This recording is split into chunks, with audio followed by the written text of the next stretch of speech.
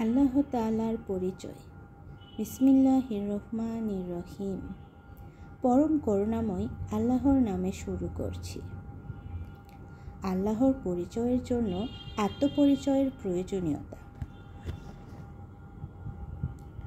পূর্ববর্তী নবী রাসূলদের আসমানি গ্রন্থেও উল্লেখ রয়েছে যে আল্লাহ তাদেরকে বলেছেন, আত্মপরিচয় লাভ করতে পারলে তুমি তোমার প্রভুর পরিচয় পেয়ে যাবে।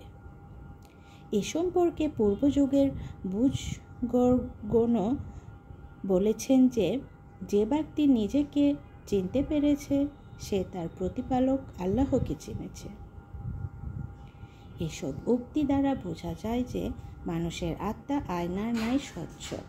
গভীরভাবে আত্মার দিকে দৃষ্টিপাত করলে আল্লাহ পাককে দেখতে পাওয়া যায়।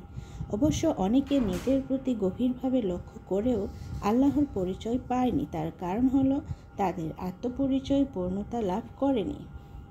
নিজ আত্মার মাঝে আল্লাহর ছবি প্রতিফলিত হওয়ার জন্যই আত্মার পরিচয় পূর্ণরূপে হতে হবে।